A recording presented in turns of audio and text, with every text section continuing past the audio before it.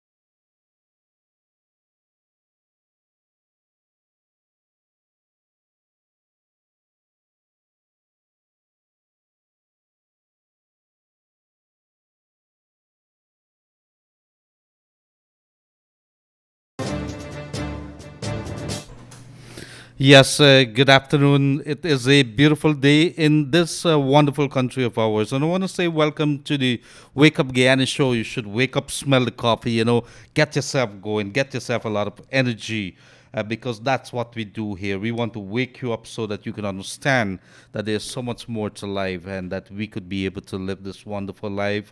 You only have to have the will and you got to have some, how do you say, some testicular attitude there, I think one of my friends would say.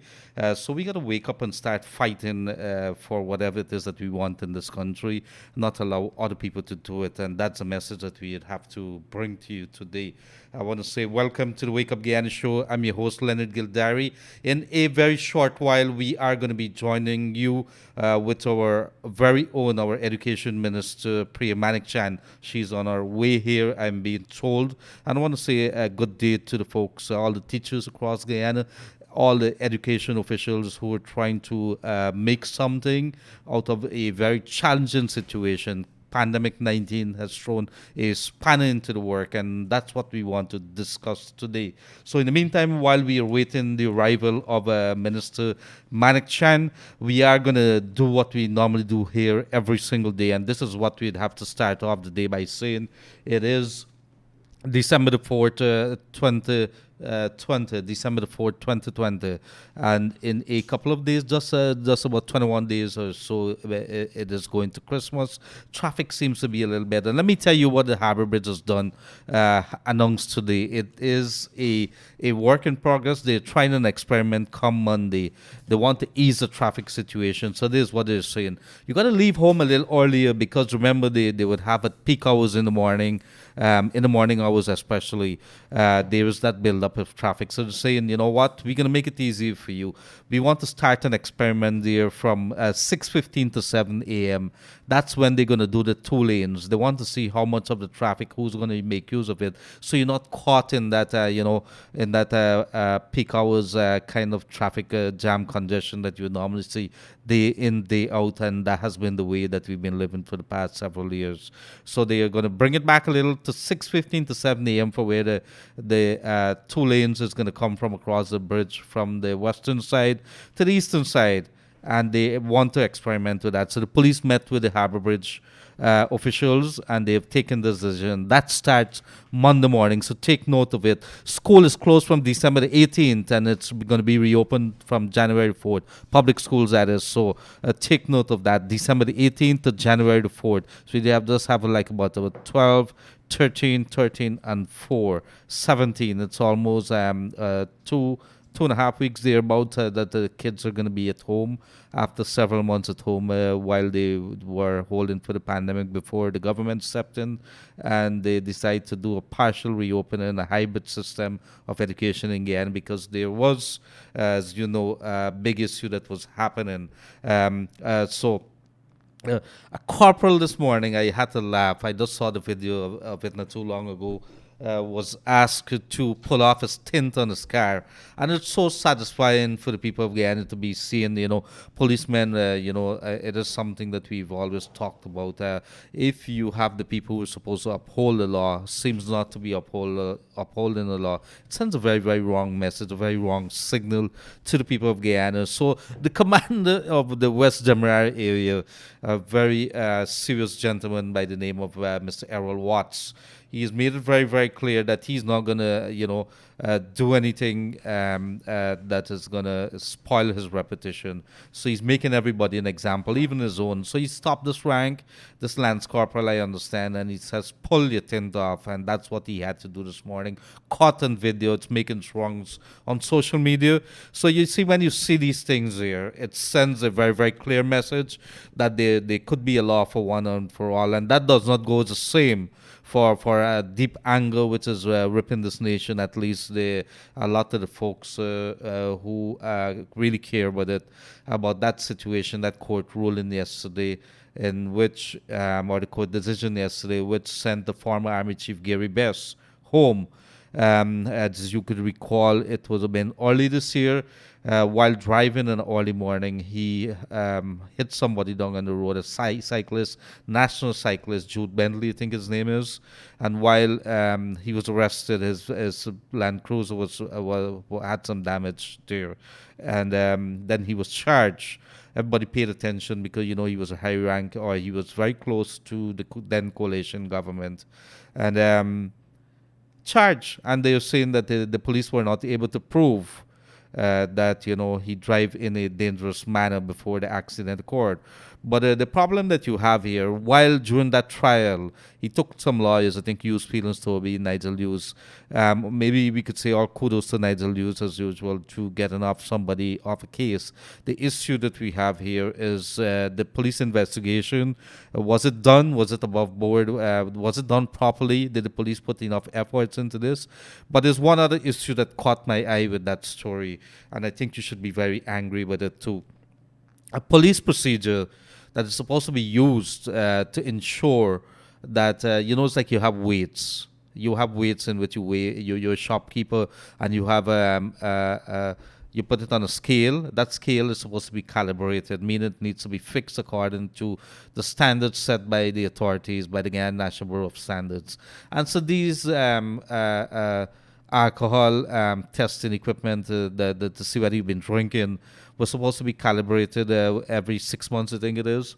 And the police don't do that, so they stop people in the road and they test you. Why are you testing me for the alcohol? And you can't take them to court because there's going to be questions raised about the legality of the entire process and whether you would have followed procedures and these things are given the right readings and so on.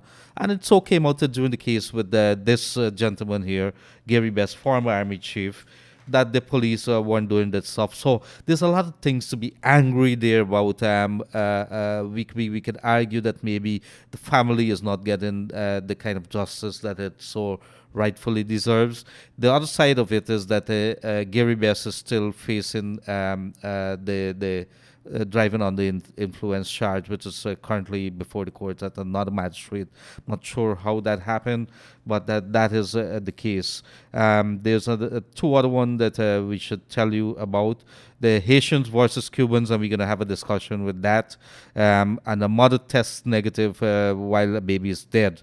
Dead of COVID-19, but they tested. Sorry, he dead. The baby died. 6-day-old baby died of after being test. He tested positive for COVID-19 after they would have taken a swab. The parents were also tested and they showed negative. So at what point in time did the baby become positive? That's one of the stories that's emerging here.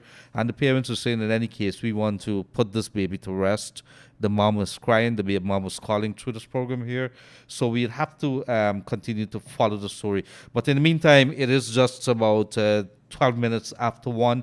We are going to get into our largest selling daily Guyana's favorite newspaper. And this is what it has to say. This is what you need to know on December the 4th, 2020. Gary Best walks free in death of cyclist. This is a former army chief. UK firm throws shares in Kaieteur Kanji oil blocks in the U.S. stock markets. So you can recall the Kaieteur Kanji block, it's controversy surrounding the way it was given out.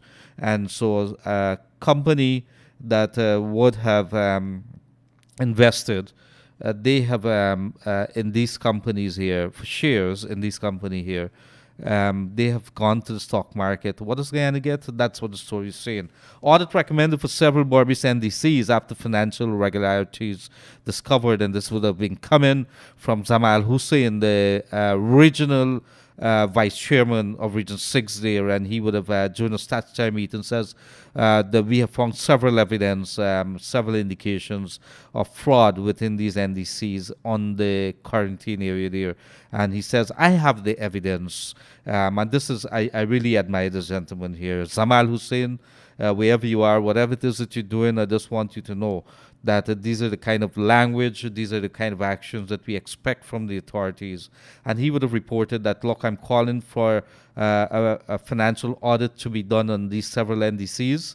I have the evidence. I'm not presenting it. I want to see what they find. And he says, I'm not prepared to release it until the audit reports come out. So this is interesting. We see our authorities are really getting up to the ball here. We've been calling for government to be made accountable. We've been calling for local government to start doing the stuff. And here you have a regional official is making it very, very clear. There will be no sacred cows in this entire affair or exercises when we come to dealing with these issues. In the meantime, $304 million US, this is not Guyana dollars, $304 million US dollars needed for, Exxon says it needs to bring the gas to shore pipeline. And this is only the pipeline. We're not talking about the facilities that's going to process this natural gas so we could convert it into electricity using our plants. And you know, we have 4 engines that arrived recently. It's going to give us about 4 to 6 megawatts here.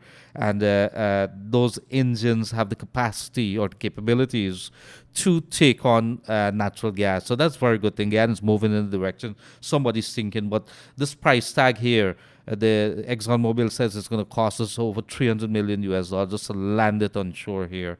Could we look at somebody else bring down this cost? This is something that we'd have to pay attention to.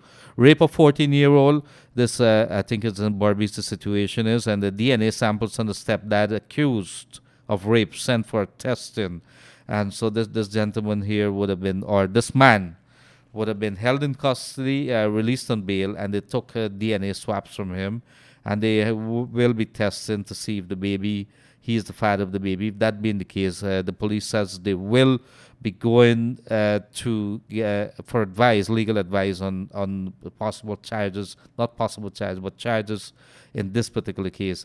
And so it's a very, under the laws, under the regulations and so on, and under accepted rules, we can't name victims and so for these crimes. We need to protect their identities.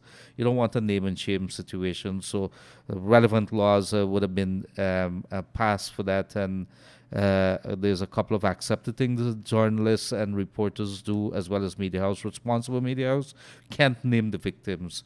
And if you, within a short while, you are going to hear from Priya Manik Chand, the Minister of Education, who was, as a former Minister of Social Protection, would have been passing these laws here. She's very passionate about domestic gender-based violence, as well as domestic violence there. We are going to be probably, if she has time, to talk to her about that, because she's very passionate about that. High Court halts deportation of detained Haitians. You recall that a court recently ordered deportation of these Haitians. On one hand, the state, and Leonard, as the Attorney General, argued that Haiti could not be part of this whole arrangement in which we allow people to pass through here, because they have not signed that declaration, that agreement with us. On the other hand, a lawyer for the Haitians, you could recall, they landed here after Guyana's airport opened back to commercial flight. There was an issue in the past when many Haitians using here as transshipment points. The government believed there's a ring, and they would have detained these Haitians. And so the lawyer, they ordered them deported. The court ordered them deported. So the lawyer moved to the court to halt the deportation, says, we should not be doing this. This is wrong. So it's a case that we pay very close attention. And meanwhile, across the eastern border of Guyana there, with Suriname, on the Suriname side, at the ferry in there, 600 Cubans camped out at the Suriname border, and they intend to use Guyana as a transit point. So two cases, one Haitians, one Cubans, that's going to test our resolve for dealing with humanitarian issues. Does this fall under that realm of being a humanitarian issue or issues? Or is it something as when we need to protect our borders, we need to protect our people, because you don't know what they're coming with? Why are we allowing people to use here as a transit point? These are cases that's going to really test ourselves, and it is going to raise the bar, raise the issues when it comes to protecting this nation. So very quickly, parents of 6-day-old COVID-19 infant tests negative, plead with authorities to lay baby to rest. 11.5 tons Belgium Coke bus, multiple passwords used to delete about 1,000 scanner images. This is a very serious case. We did raise this issue recently. I'm not talking about drugs here. I'm talking about the integrity of our information done at GRA. If you have GRA officials so willing to delete information, what are they deleting, and on what basis could you do that you're so willing to every time the GRA system allows you, nobody can delete anything without you having those passwords. And in the minute that you make any transaction, it goes under your name. You need a password to get into the GRA system. So if later they need to check, they know that Gildarie does it, Rats did it, Glenlal did it, and they were able to trace it back directly. So Kanu knows exactly who would have been there and who deleted and who did what with this kind of thing, and who would have played a role, and so on. And so it is 1 second, please. So in the meantime, let me tell you that this case here is going to be holding us. We have to pay attention to GRA and make sure there is not a repeat of this, because it does not only speak the implications on the drug issue, it also speaks to the issues of GRA and the systems and the integrity of the systems that we have right there. And it also speaks, if people could delete stuff, then they could put in stuff, and all kinds of things could happen as a taxpayer there. So we should be very, very worried. And I think GRA, if they award the salt, they should be very, very worried too. This is not things that we sweep under the carpet. If there should be an inquiry into this matter here, GRA needs to make it known to the public. I'm not going to allow this to slip by, because this is a very, very serious issue here. Very quickly, as we run through the paper here, let me see some of the big things that happen that you should know about. There's a Wales Development Authority to be established, will offer incentives to attract investment. This is the President Ali would have made this announcement early this week here. He's saying that there's lands that's available. There's lands that is available there on the Wales side, West Demerara, and they want to put a Wales Development Authority. You want to invest? you want to invest, we are going to be looking into it. Very quickly, there are new prison officers being trained. This is to replace, to boost up the team that we have there. Women's Commission calls for joint call to reduce gender-based violence, and that is coming from the Women's Gender Equality Commission there, and a very serious case. When we would have looked at the number of cases where issues would have happened there, we have to pay attention. Region 6 setting up 2 additional COVID-19 testing sites. Audit recommended for several Barbies NDCs. We did talk about that. Escobar Coast says goodbye to Anna Regina's deputy mayor. And of course, as we go down, labor law is under review to further safeguard workers' interests, and this is something good. I like that. First Lady spreads Christmas cheer at Parika tree lighting, and I see my singer, one of my favorite singers there, Poonam Singh, was there to give her support. Small businesses or owners urged to register their operations, and this is a very good thing. If you want to do business in Guyana, make sure that you get yourself right with taxes and things like that. If you don't, you fall under the radar while you might be saving and not paying taxes and things like that. When it comes to benefiting from incentives and maybe loans and things like that, you are missing out big time. Also, if you're not paying taxes and they fine you with these money, it's a tantamount to money laundering. Uh,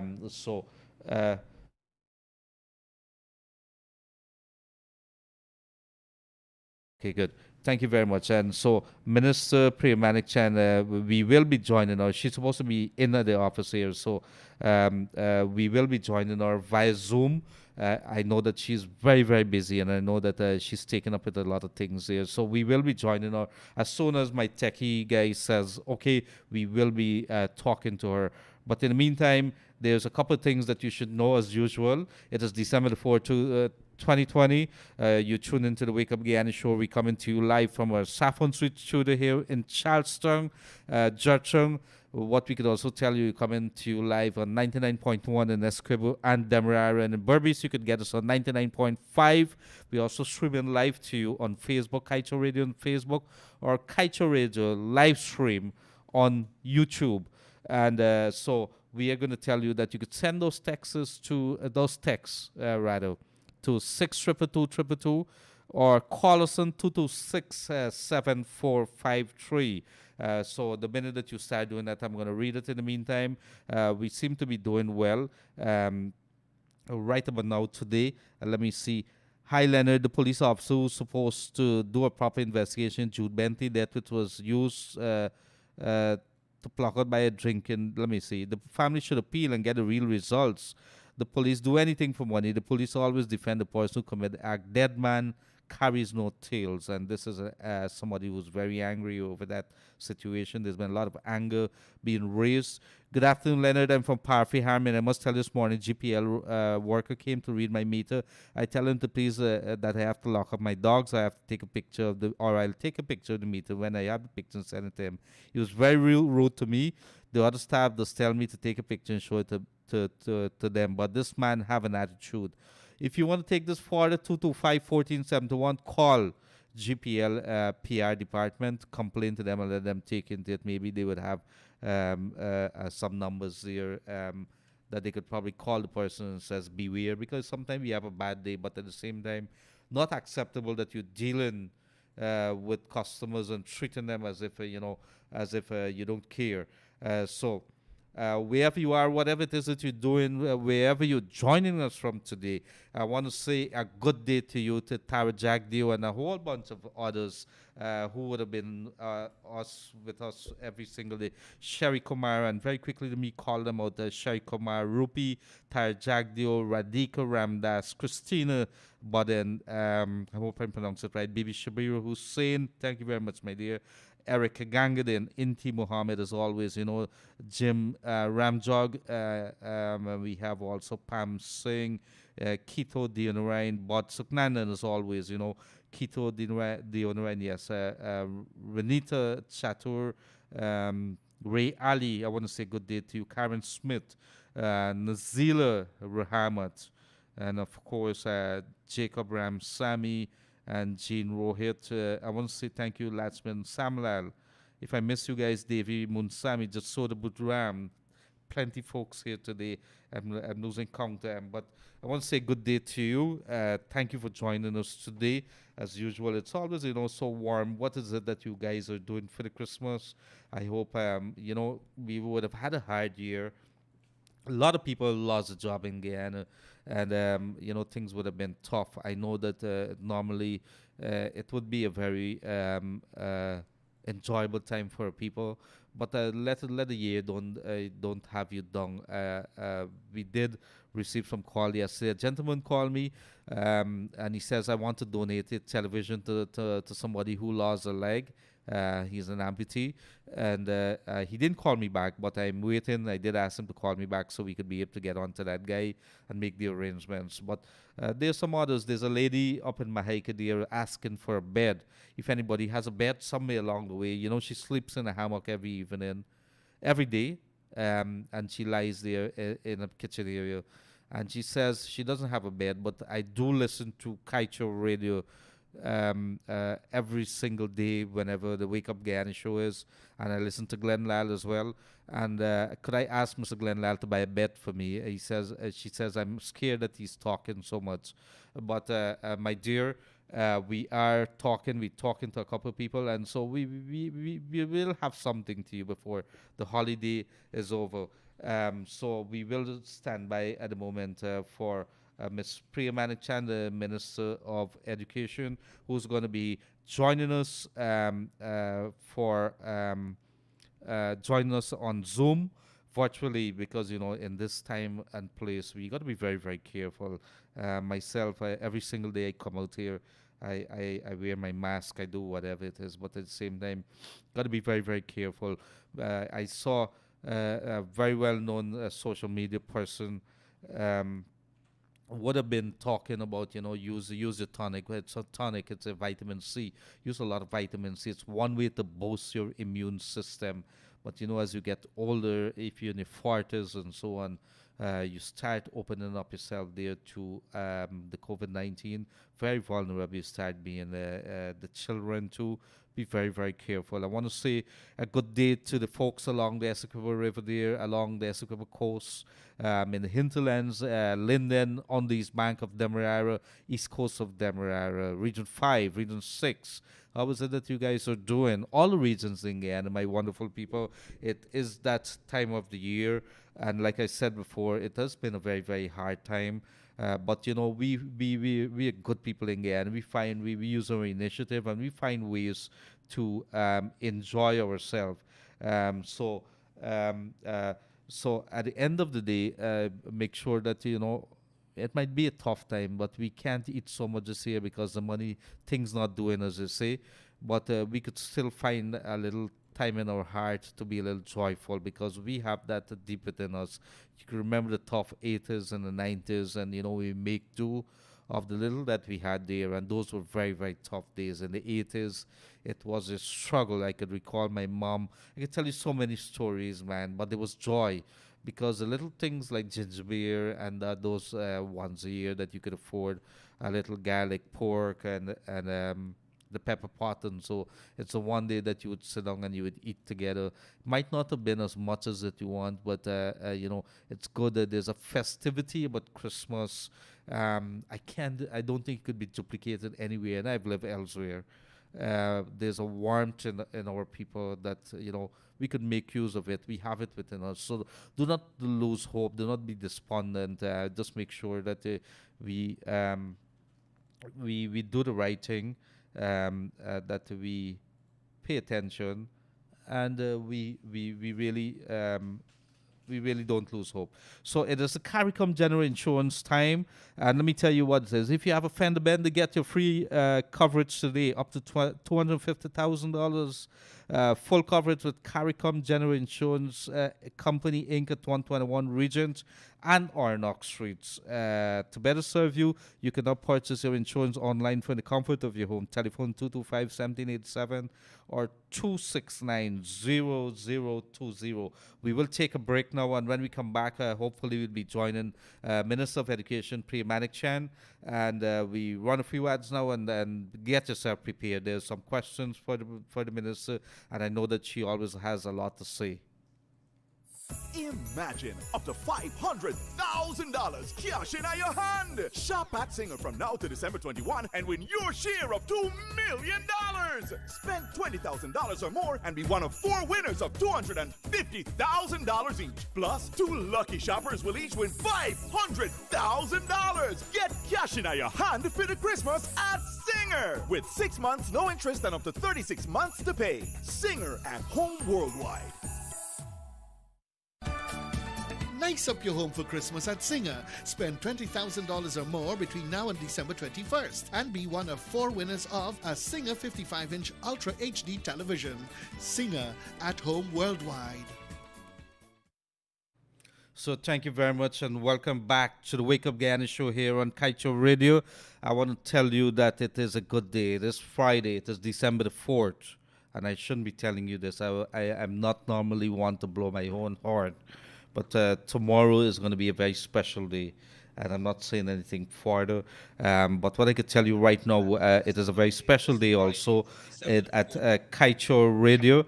Because we have in the house, well, not literally in the house, but in the studio here virtually, the Minister of Education, Priya Manik Chan.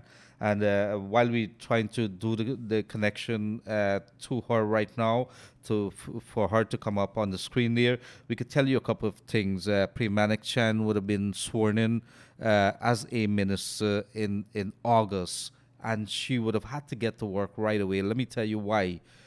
COVID-19, the pandemic was upon us, and it is a big issue.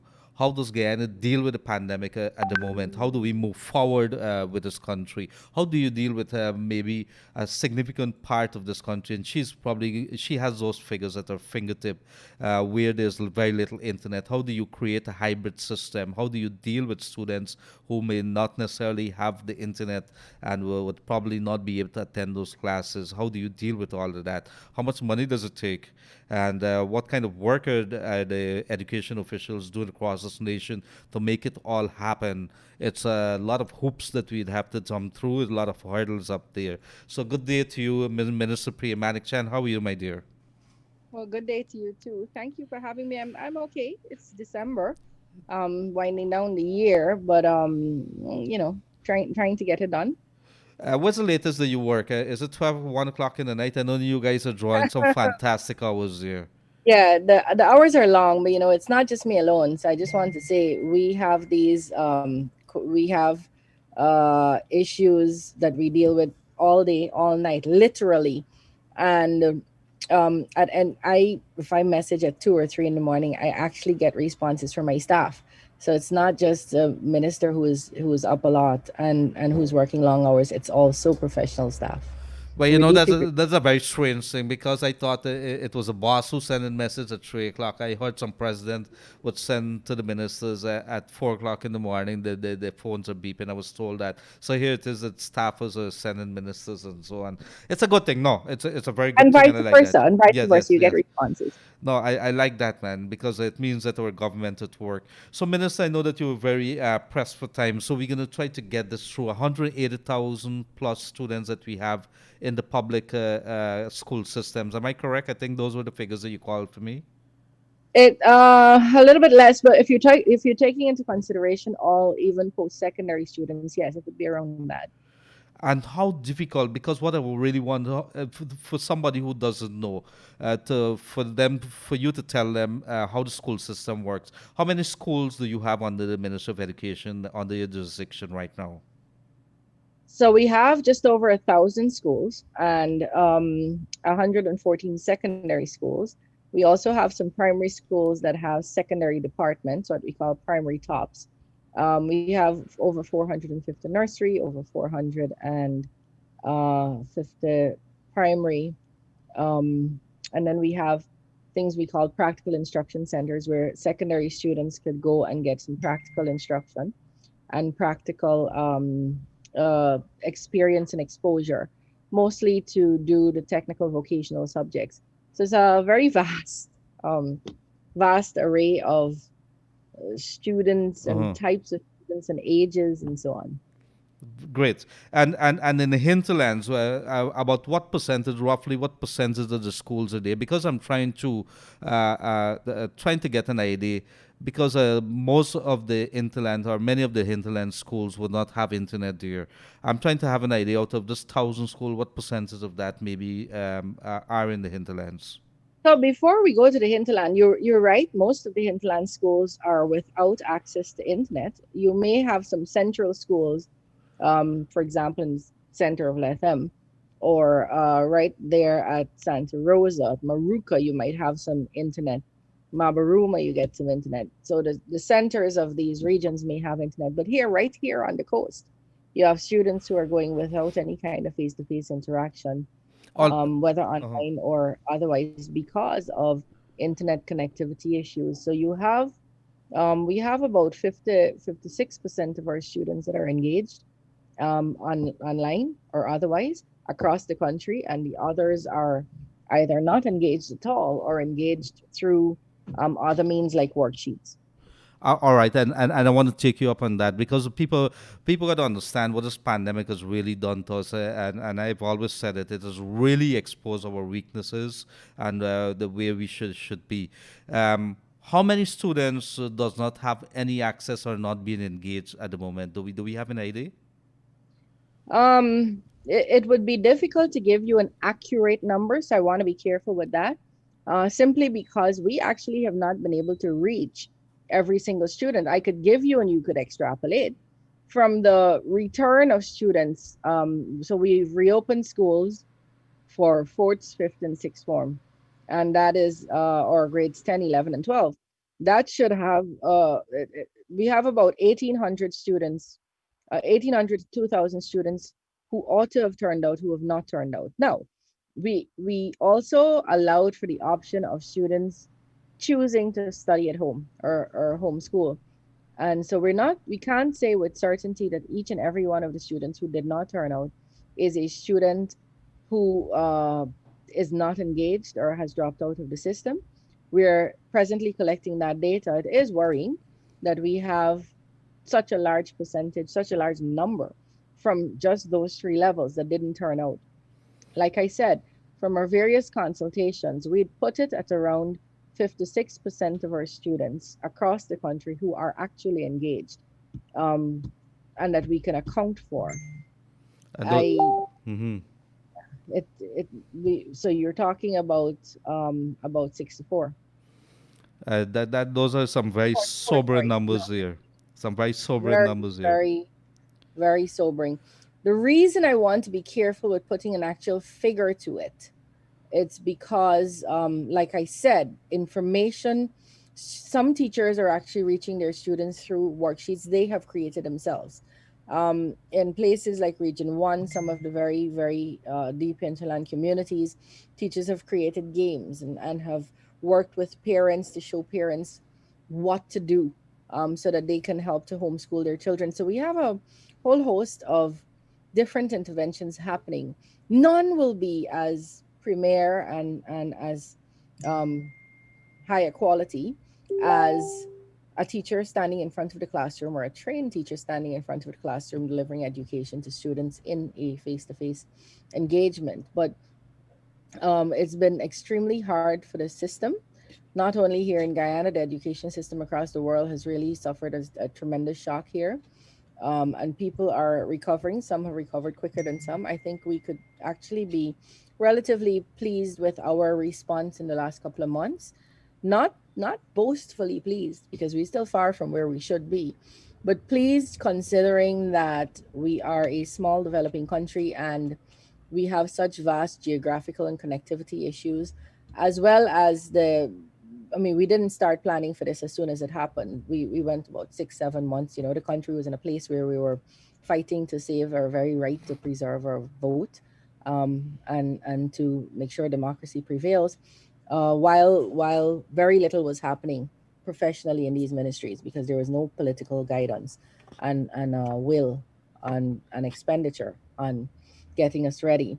And so I'm happy to say that we have pulled it together, but we're very far from where what we could call a desirable place of delivering education. Very, very far from there.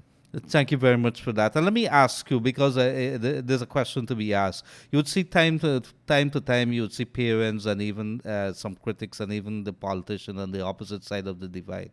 They would say that, we made a mistake by reopening school. Did we make a mistake? Did we made like the system that we have, the hybrid system, the fifth form and the sixth form, were mistakes we made when we reopened the school? Well, I'm not sure on what ground. I haven't seen anyone say, well, except the politicians, of course. Listen, we don't have to guess what the APNU AFC's position is. We know, we are certain what it is. They were in office from March to August when we were in the midst of this thing, and they kept the school doors closed and they kept children disengaged and they had zero plan. So we know exactly what their position would be. It would be to do nothing. That is their position. It's been very clear. We couldn't get a clearer position from them. So we don't need them to expound now. We know what it is. Do nothing, train the teacher, do not train the teachers, do not attempt to print worksheets, do not attempt to engage in any way. Their belief would be as long as COVID exists, we should keep the school doors closed and keep students at home and do not attempt any sort of formal engagement. That's their position. Ours is very different. Ours is we cannot open the school doors, 1,000 schools, and ask 170 plus thousand students to return to schools. But we also cannot throw up our arms and lose our ability to think. So we believe while we keep our children safe, we must keep them engaged. And we don't believe that because we did this in a vacuum. The research around the world suggests that, or is very clear, does not suggest, that the longer you keep children out of school, the more learning loss you'll suffer, they will suffer, and the more likely it is that they will drop out from the school system. We do not want to be a statistic. So we don't have the luxury of keeping kids out of school. If you look at Canada and the US and European countries who are now experiencing their second wave of COVID, Hmm. when in the spring or March, April, when they closed their countries, schools were closed because that's what we all thought was the thing to do at the time. By we, I mean the world. Now that they're closing down again, they're closing government institutions, they're closing public places, they're closing bars and businesses and private stores, but the schools stay open. The schools are staying open because the impact on keeping children out of school would be not only severe right now, but it would be a long-term impact that we might not be able to recover from. So, Leonard, we have COVID happening in 2020, and it's horrific and it's horrible and it is frightening. We do not want COVID, the impact of COVID in 2020, to be living with us when we're 20 in 2040. In other words, we don't want children at the age of 4 to 5 unable to pay their bills and unable to look after their children, not able to sustain a decent life. And the only reason they're unable to do that is because we in 2020, the adults around them, failed to give them options. So we don't have a choice. We have to find options around this. Opening the schools was not only a decision we took at the Ministry of Education, it was in after consultation with the Ministry of Health, the WHO, PAHO, all the health authorities around the world, and particularly with our students, teachers, and parents. And what we heard was that students were deeply worried that they would not be prepared for the CXC exams, the CSEC exams, both CAPE and CSEC and CAPE, and that parents were deeply worried. And the teachers were so worried that they had already gone back into the classroom. So our closure ended up causing a black market return to school. And you know what happens when you're in a black market thing? There's no regulation, there's no supervision. We can't tell if you're doing it right. We can't tell if you're sanitizing. You might actually be putting yourself and the kids in harm's way. So we reopened the schools, but with an option that if parents were uncomfortable with sending their children back, or children were uncomfortable with coming, these are all the kids who were able to make up their minds, then we would support their home study as far as we could. That they stay home, homeschool, and we would support that. But whoever wanted to come back into the school system would be allowed to do that. And we have had about a 60% return to the school system. Now, what that means, Leonard, is clearly the majority of students wanted to come back into school. And so, was it a right decision? Was it a wrong decision? It is the rightest decision we can make at this time. We are not close to reviewing any decisions we make. This is a very fluid situation. It's not, I don't believe we should see anything in the context of right and wrong. It Mm-hmm. is what is best for this time at this moment. We have not, and I say that with deep thanks to God or with crossed fingers, we have not had any reports of disasters. We have not seen, so if someone were to say it was a mistake, you'd have to show me some statistics about why you think it was a mistake. Um, like I said, I don't think there's a perfect solution to this thing. Not here in Guyana, not anywhere else in the world. But a solution cannot be that we do absolutely nothing. That is just lazy and irresponsible and reckless. We have to devise different things we can do to meet the needs of different segments and sectors of the population we're trying to serve. In this case, we have allowed for a return to school fully. We've allowed for homeschooling and we've allowed for a blended approach. So some schools are just going into schools to do practicals. They're doing all their theory online. Of course, you can do that when you have 100% of your children connected online. When you have 40% of your children connected online, it's not fair to the 60% who want to finish their high school but have no ability at this point to connect online. We have to provide options for them. So that's what we did. Thank you very much for that. And if you're now joining us, this is the Wake Up Guyana show with your host Leonard Gildarie, and we tuned in right now virtually speaking to our very own Minister of Education, Priya Manikchan. Ma'am, I want to ask you about resources because obviously this is not something that's going to be cheaper. We are talking about the printing of our worksheets and so on. I have a couple questions here. How is that working out? Because we are actually printing workbooks. It goes to the student. It's delivered at a point, and then they have to return it to the teachers. Are we having hiccups there? And do you, based on your assessment, is that system working fine? Yeah, like I said, nothing is fine at this time. We keep reviewing what we're doing and how we can do it better. But I have to say the worksheets, from all the feedback we've gotten, are the most successful and effective intervention. The worksheets are very, very beautifully done. At the front of the worksheet has the facts or the notes, and then after those notes, then there are lessons and exercises and questions that reinforce the learning you would have had from the notes. And it's really very, very properly done, very nicely done, worthy of combining into a book form, which we will do after this period is over. Uh, so the worksheets are working out well. Some schools have done some really nice arrangements where students um, get the worksheets in their hands. Teachers send on videos an explanation about the worksheets, and then the kids do it and return it to schools. Teachers mark it, return it to them. So we've seen some really nice, innovative work. Look, you've heard from one or two teachers who might prefer to stay home. What we don't hear about, Leonard, that I want to recognize here and salute today is the large number of teachers who have gone above and beyond and really tried to find ways to engage their students, sometimes at their own, many times at their own cost, many times with their own resources, many times without guidance. We've seen that. What we're trying to do centrally is to encourage all teachers to behave responsibly. Do we have one or two lazy teachers? Yes. So some parents will tell you, I never heard from my teacher.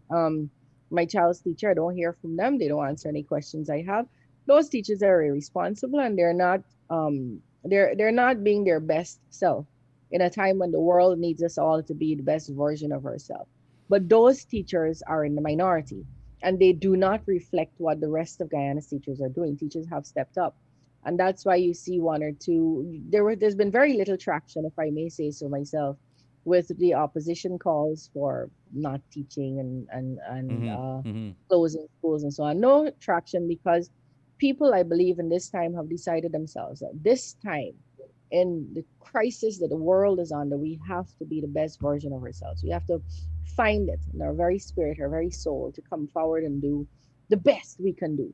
And I've seen that reflected in health workers and teachers, in professionals. You know, the ministry's professionals turn up to work every day and we see members of the public, and we are in small offices, and we wear those masks, and we wash our hands, and we make sure we get it done. So most of Guyana, in my view, has stepped up and been responsible and responsive to this. And Leonard, we have to be practical. I saw in the first month of the lockdown, at March, April period, everybody stayed home. The construction going on behind my house, they stopped, everything ceased. And then after a month and a half, 2 months, people couldn't live because you're not earning. You still got to put food on the table.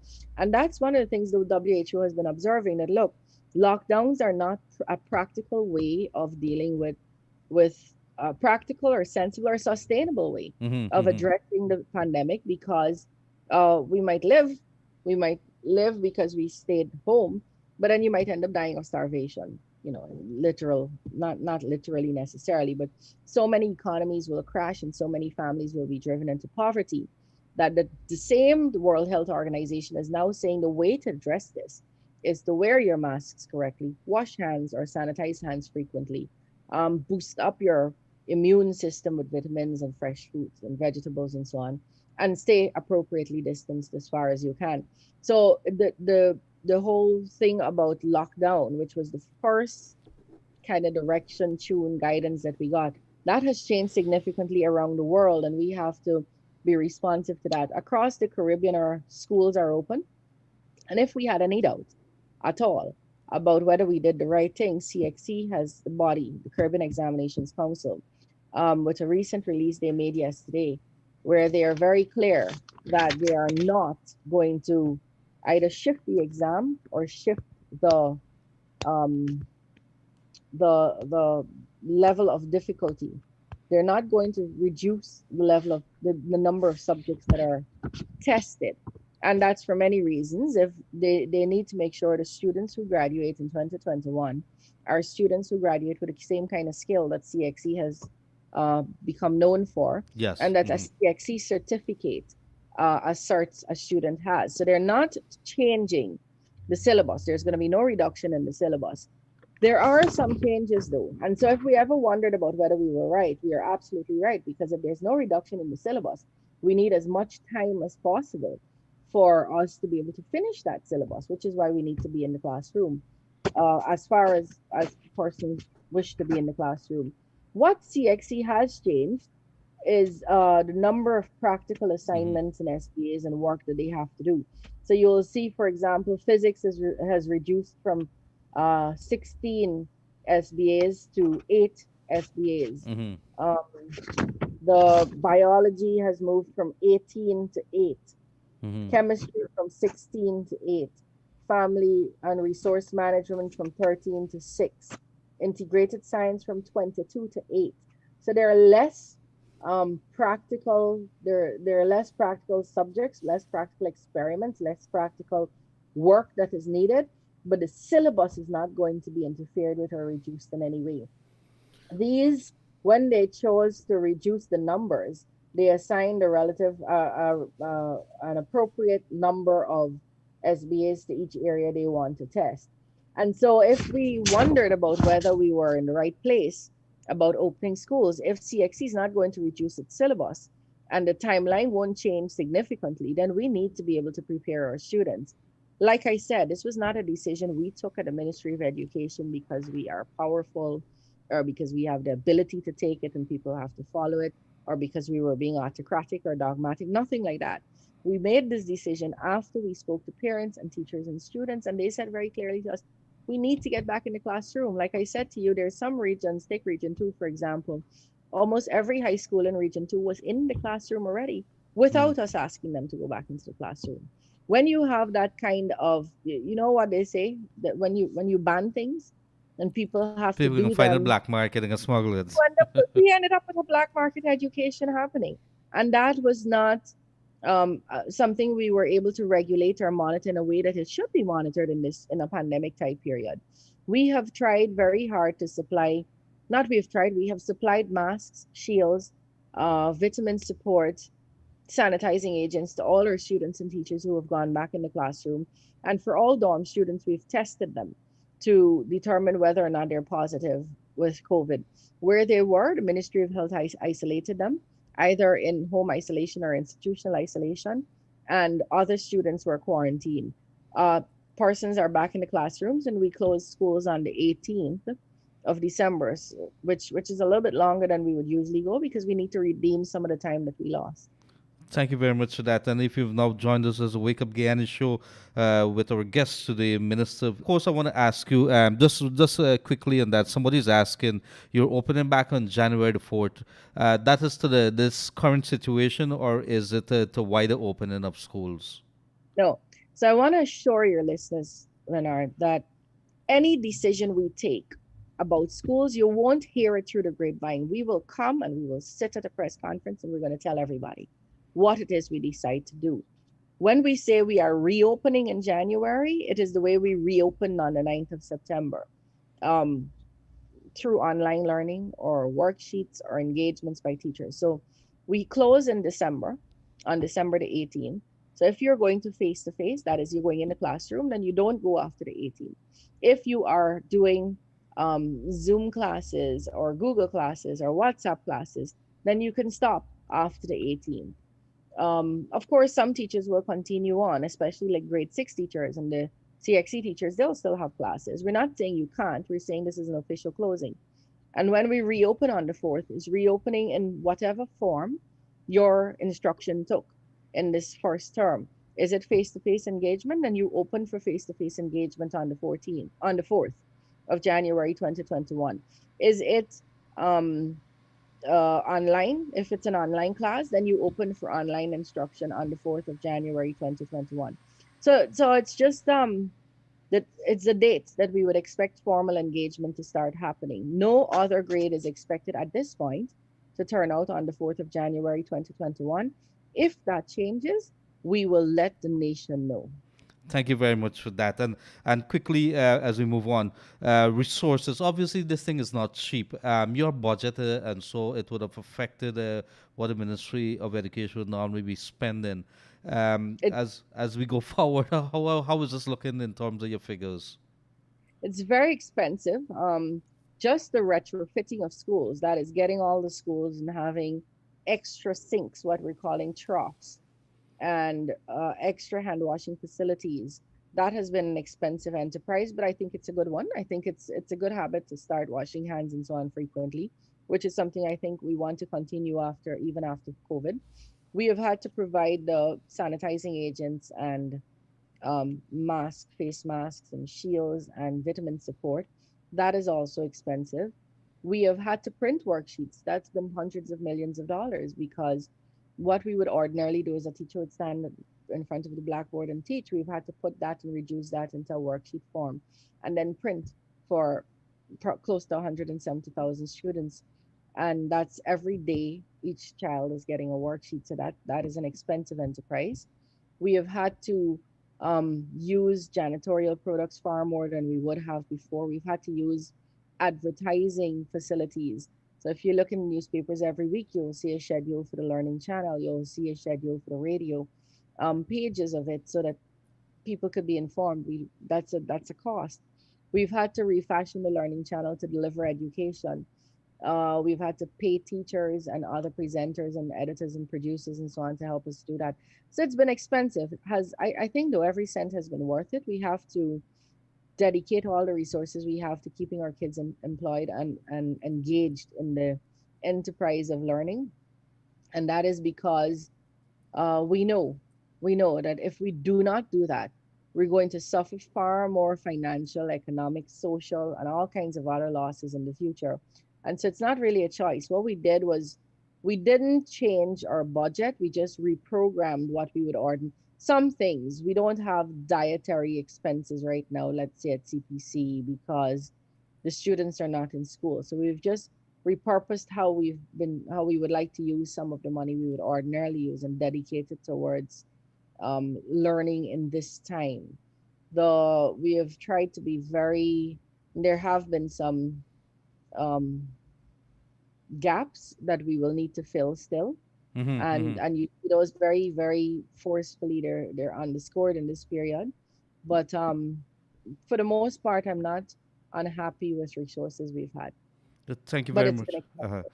Thank you very much for that. So next, do we have a timeline? Has the ministry and the government task force, Ministry of Health, anybody have this started working out with all the vaccines and so coming in? When we could have a new normal? I think that's the term that they're using now in terms of New getting back normal.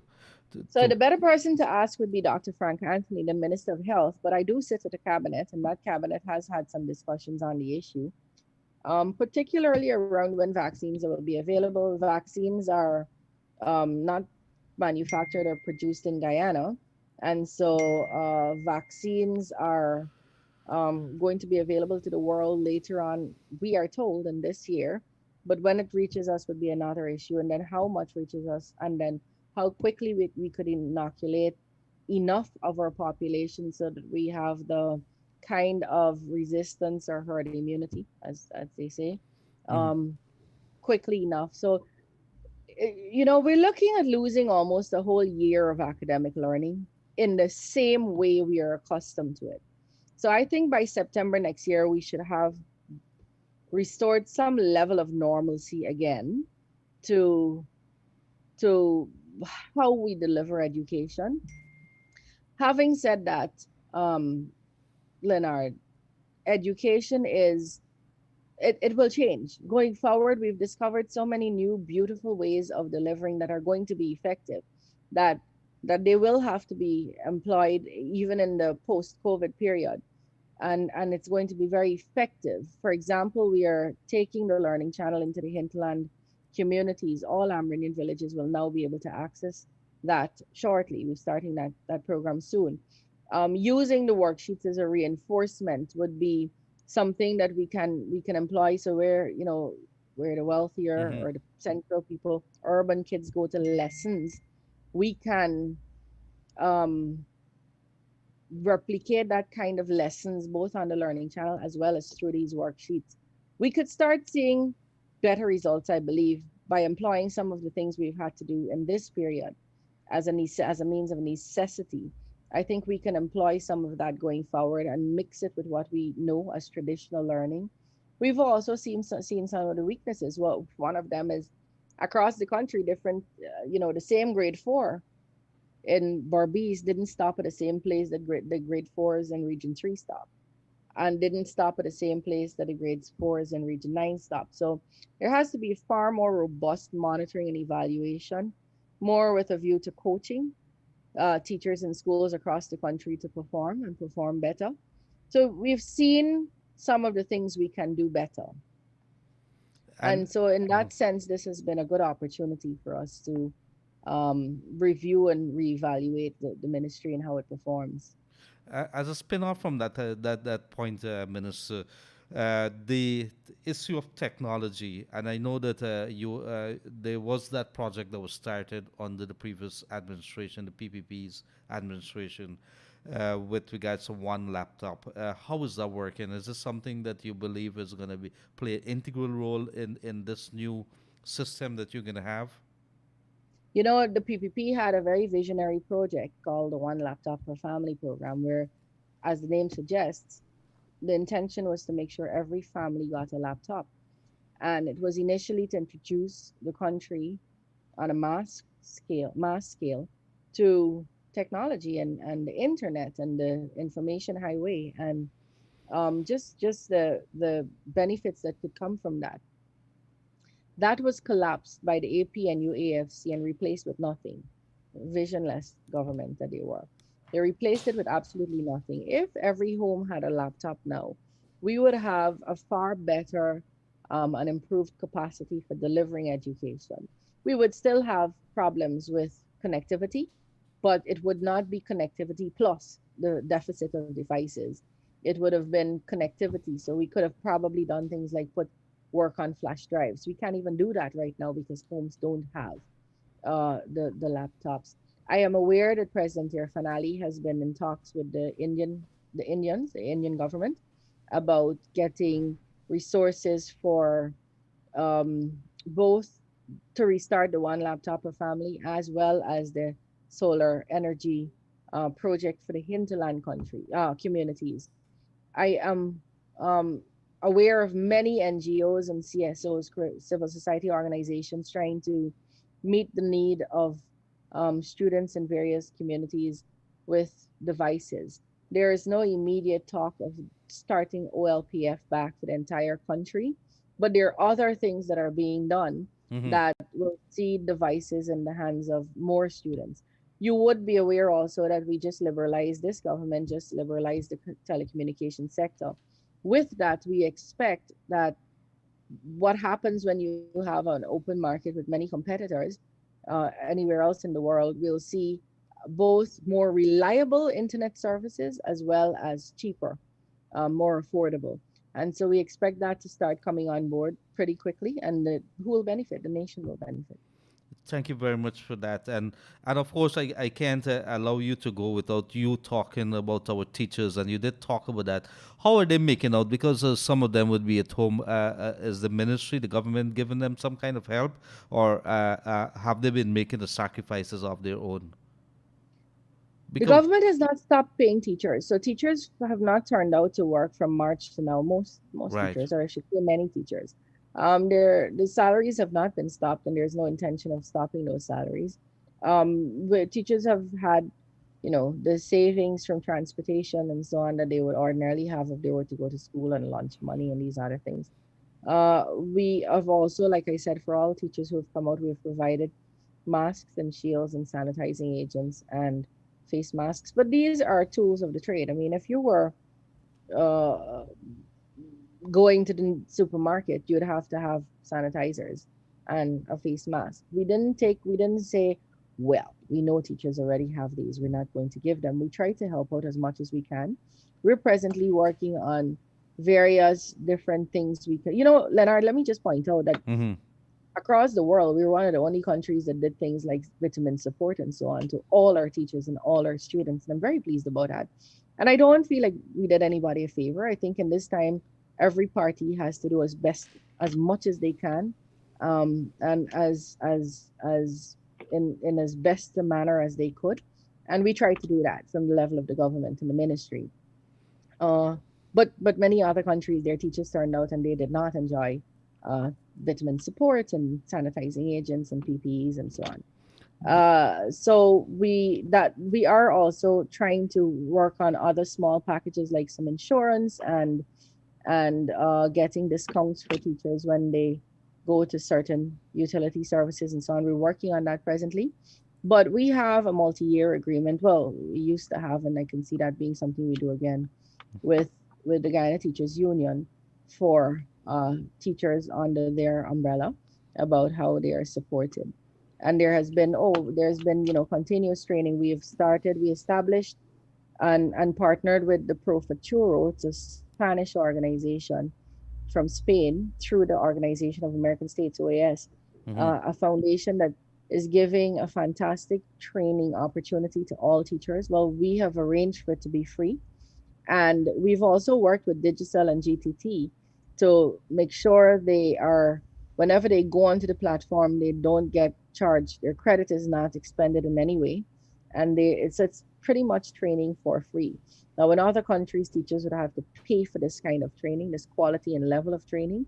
In Guyana, we're doing it for free. So there have been a number of different things that our teachers can benefit from, and many teachers have signed on. Like I say, many doesn't mean all; it never does.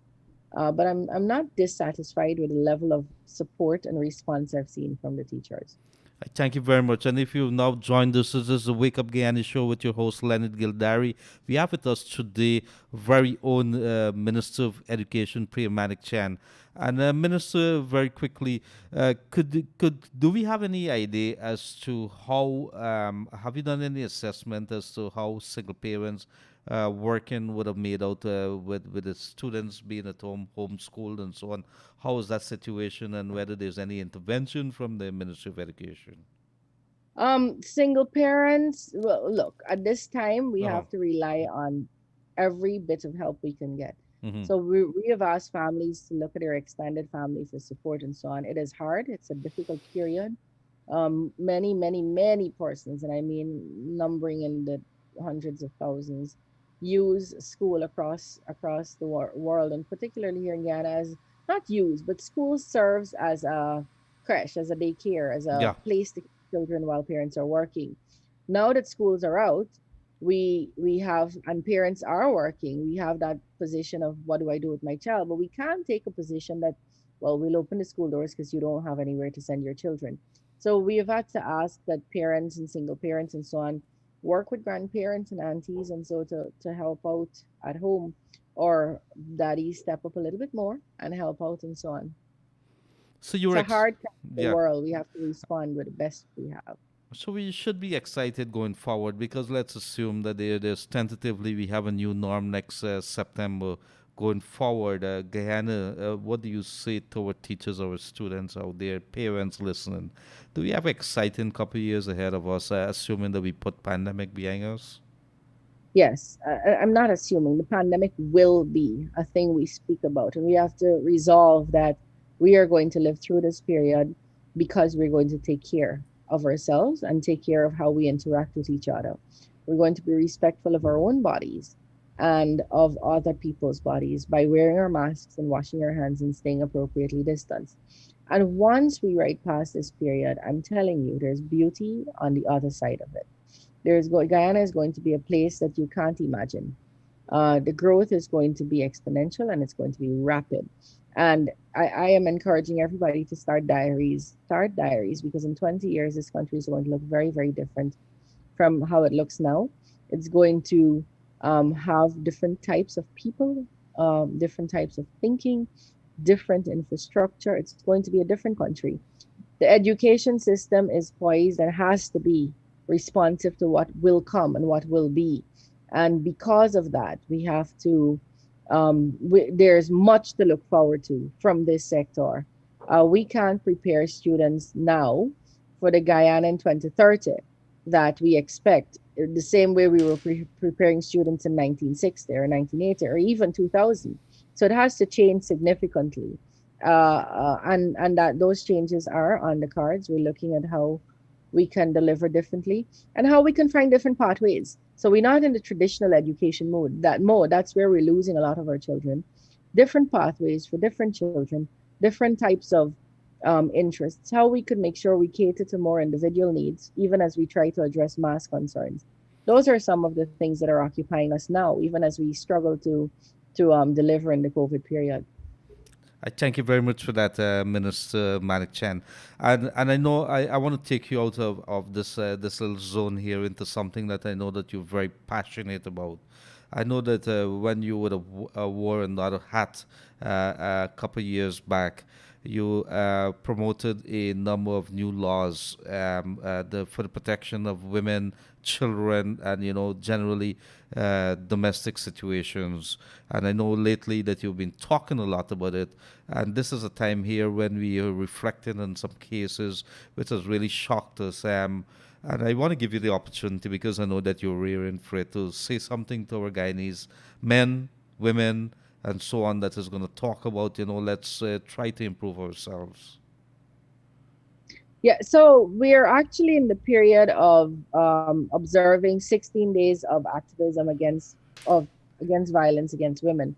So the UN has dedicated 16 days from the 25th of this November to the 10th of December, which is Human Rights Day, to the raising awareness on the issue of violence against women. Now, the UN is an umbrella body that looks after countries around the world. The fact that this period is still relevant, that we still have to be talking about preventing and stopping and funding violence programs that will stop violence against women, tells you that it's still too prevalent in the world.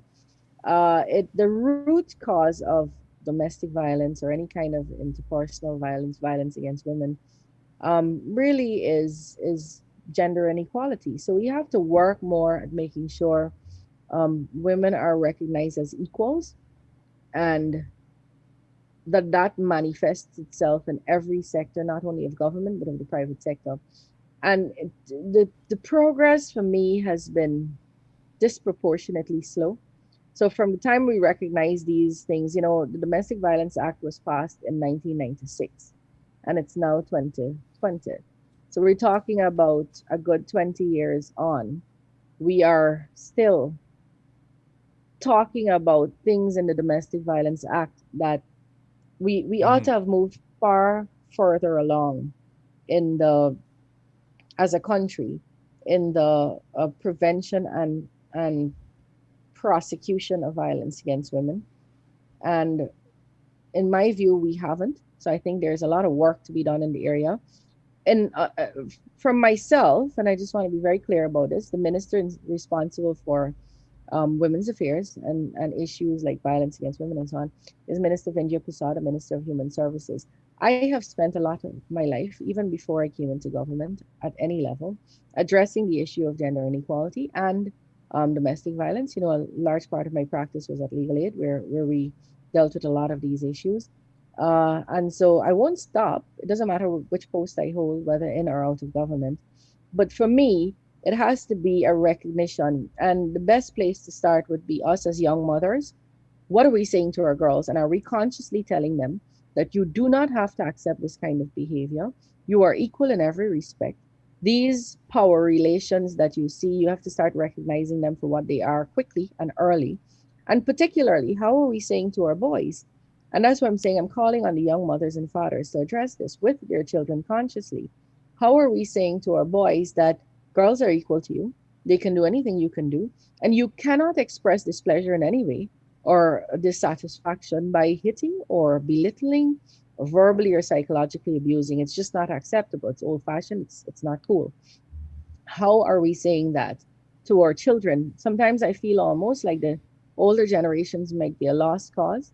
And so for me, I'd like to see more attention paid to how we are teaching our children not to behave in a manner that the country and the world has become accustomed to.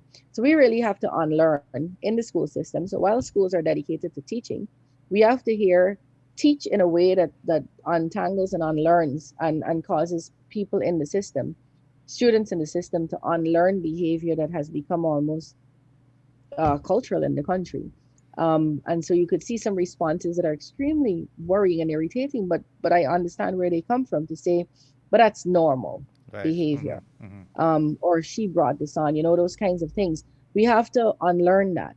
And I think there's no better place to do that than in the school system. And so a lot of work will be going into making sure our boys and girls have a higher quality of life. And it could only be a higher quality of life if we understand that violence is not an answer, or abuse is not an answer to anything. And so for me, it's an extremely, it's as important as learning how to read and write. Absolutely, dear. And somebody here, Andrew Boyan, looking at the program on Facebook, and he says, "I love this woman bad. I like your forthrightness, Minister." That is me saying that part there, but he says he loved this woman bad. Maybe he likes what you're saying. Um, I'm not sure whether we missed anything that you would love to address in your closing remarks, Minister, but I go right ahead. I give you the floor, and maybe you could talk to the Guyanese people about your ministry and whatever else you want to say at this time.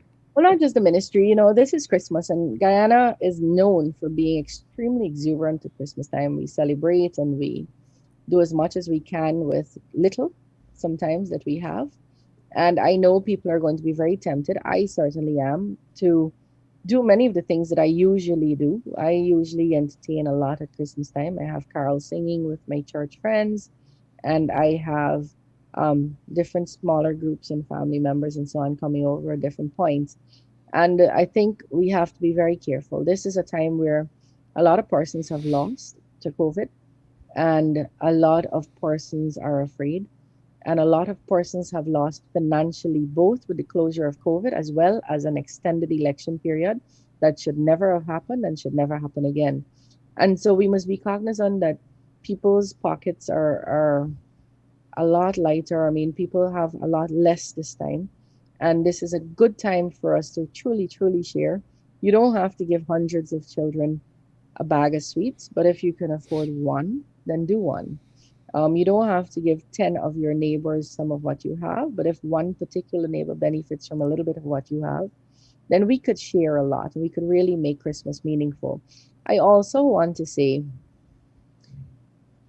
if you're about to do something normal, whatever it is, for this Christmas season, have your friends over, invite your in-laws or your parents or your 10 cousins or have carol singing like I do. If you're about to do something normal, pause and think about it. It's probably not something you should be doing. So, any normal activity you're about to engage in this Christmas time that you usually do at Christmas time, stop and think about if you're exposing yourself and your family in any way to the COVID 19 virus. And if you are, understand that there will be many, many, many Christmases in a beautiful, thriving Guyana that you want to experience. So please um, be measured, even as you celebrate and you reflect on the goodness of Christ at Christmas and the meaning of the birth of baby Jesus and trying to enjoy the festivities. Even as you do that, I ask each and every one of us to be very, very careful because we want to come out on the other side of this COVID business. Guyana is going to be a country that you will really want to live in. There will be many people who want to come and live here. There's much for you in this country. I'm excited about what it has to offer to all of us. And so you want to come out on the other side of that. And so just be very cautious this Christmas time.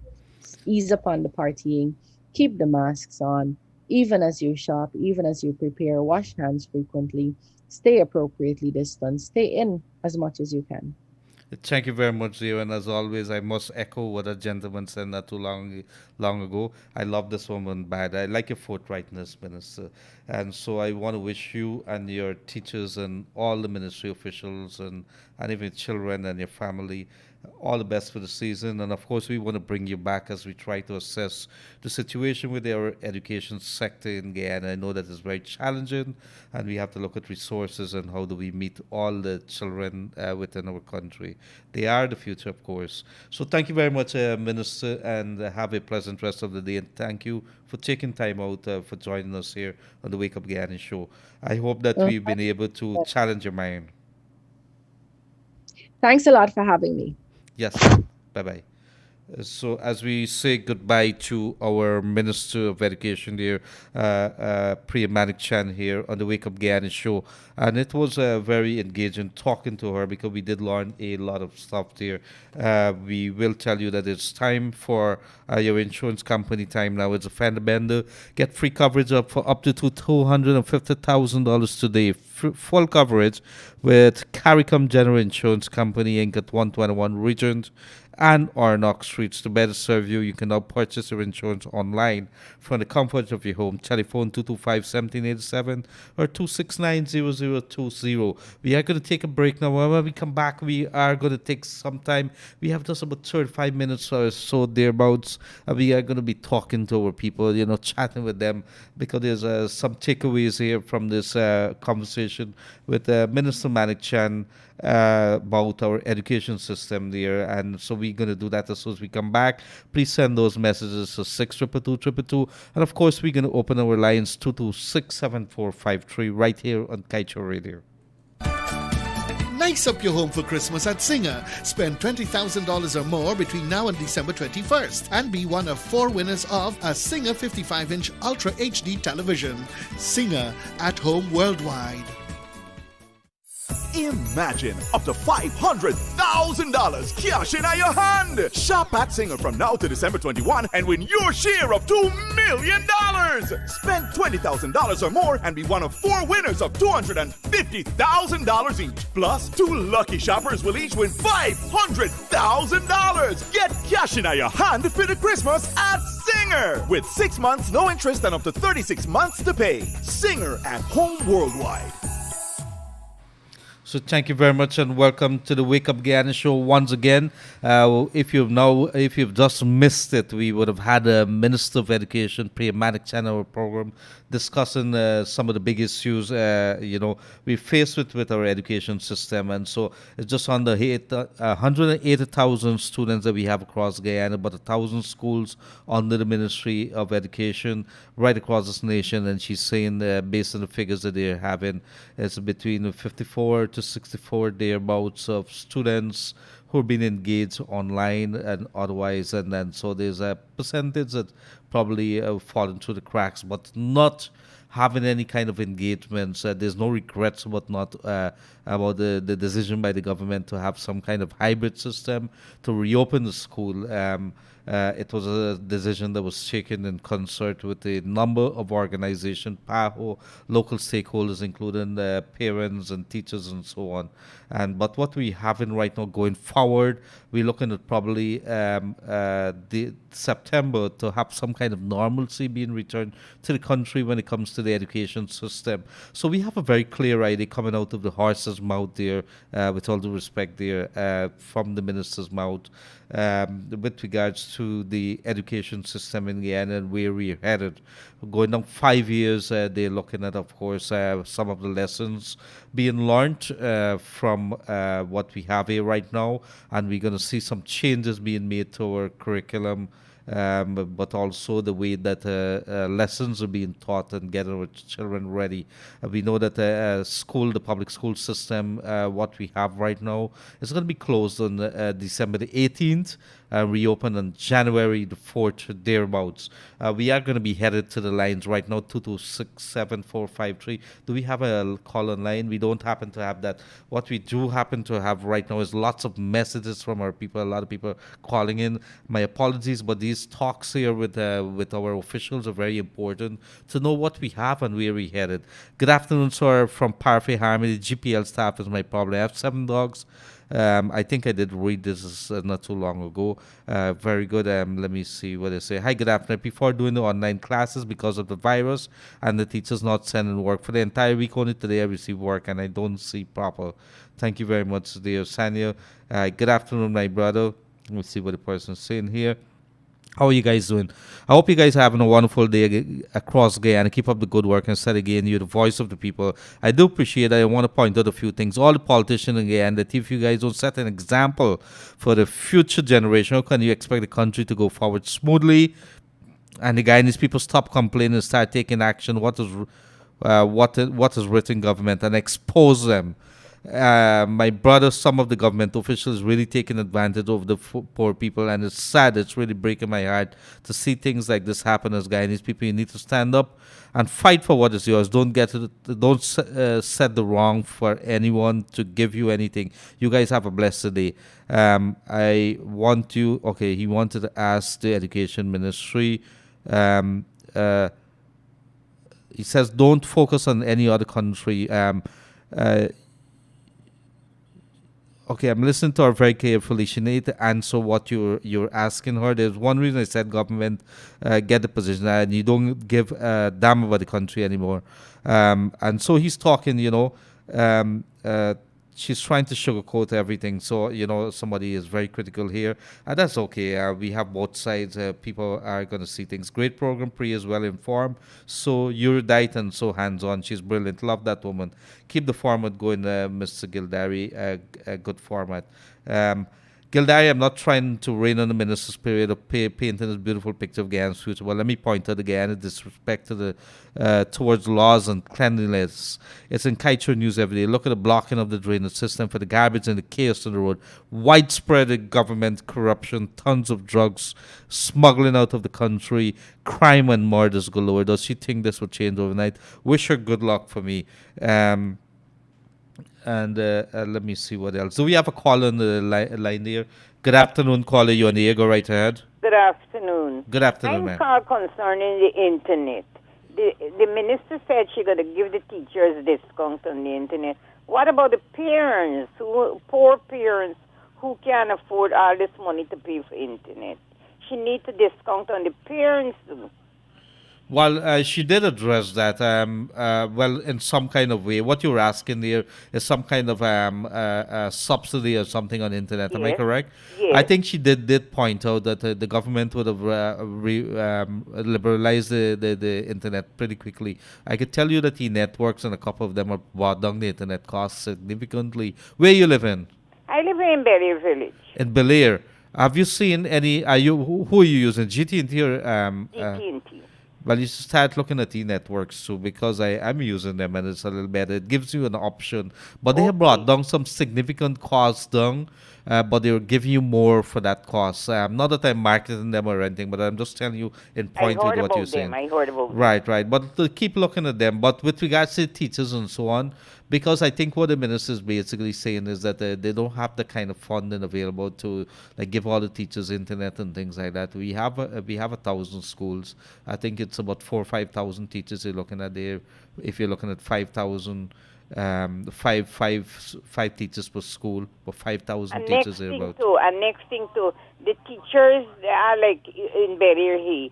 The teacher ain't giving no classes. I like yesterday no classes, today no classes. Yeah, they would have because of some system. I left the kids home, the two kids home this morning, and there were a couple of periods that they missed. And I remember some days we never used to get a couple of the periods would be the teachers are not there and so on. But it still kind of freaked me out that, in this day and age that we have teachers still not turning up in Yes, classes. at Christchurch, there's Right. two grandsons going there. Yes, Well, only one going to school now because he in grade 10. right. I like yesterday just two subjects and he is sent home. I'm glad that you're really asking because we have to pay attention to it. But I admit to you that it's a very difficult what based on what the minister is saying because we would be doing our investigation too. It's a nightmare if you sit in at the It's more ministry than of a the nightmare. at the Ministry of the Education there, like what she's saying there. Because I was paying attention to what she's saying there, and we were trying to get them for a little while. How do you find a system that's going to work when maybe more than half of the country doesn't have access to Internet. internet and so on? The Oh, hinterland is a that's big issue. That's the big and issue. and we can't forget, the Amerindians and so the indigenous people. They're Yes. all part of Guyana, so it's a big issue that they're facing with. And the poorer class people who can't. Oh man, it's a sad thing. Every single day I engage a bunch of people, and if you hear some of the stories, it would break your Yes. heart. But thank you very much, my lady. You're calling from Welcome, Belair, my you dear. says. Yes, yeah. Have a pleasant Okay, rest of the you day, too. okay? Thank you, my Okay, dear. bye. Bye bye. So, in the meantime, we go very quickly back to some messages here. Good day to you. Kindly ask her if she can definitively save Guyana and have a top student in the last CSEC. No one is saying anything. Students are wondering too. I could probably ask this question to her.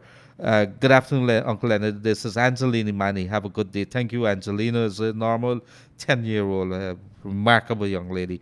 Good evening, Leonard. Can you ask the minister to speak on the Coursera certificates? Oh my goodness, I wish I would have to bring her back, and maybe I could give you some details. Congrats on the good work there. Let me see what else. Can you ask her if there's any word on when NGSA would be since it was postponed? What's the turnout in the hinterlands that relates to face-to-face learning? Well, the face-to-face learning is not happening there except fourth and fifth form. And I'm not thinking of many schools in the hinterland which is doing fourth and fifth form. In terms of the SBA, what can the ministry do to ensure students submit the SBAs in time to avoid what happened this year with the ungraded results? Oh, thank you very much.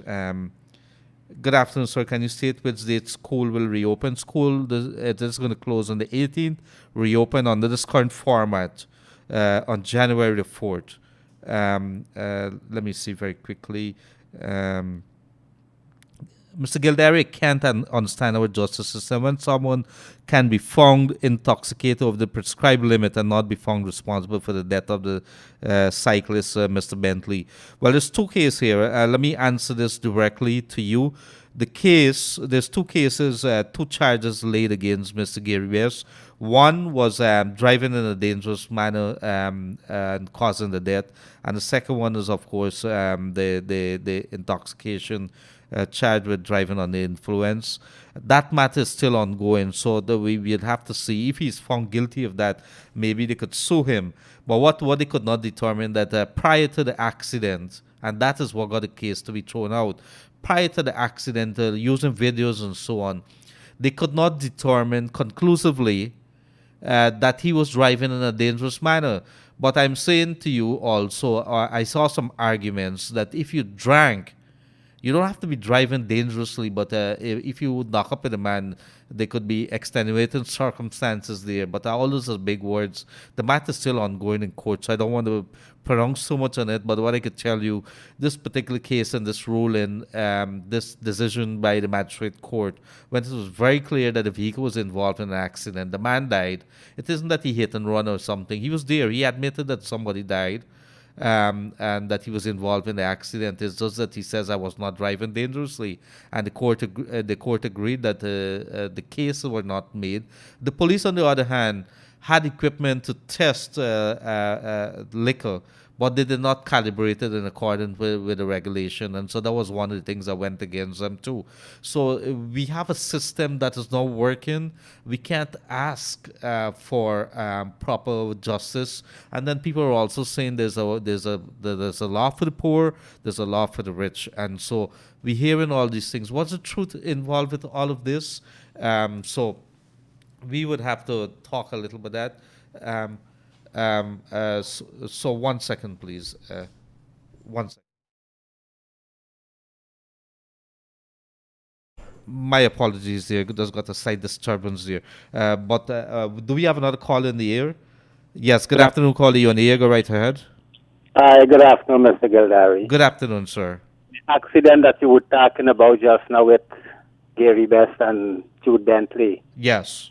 When the police go to take the test one a black vehicle and the people say it was a presidential vehicle, come and collect the man and carry him away. I was on the seawall exercising, sir. Yes. I saw the whole thing.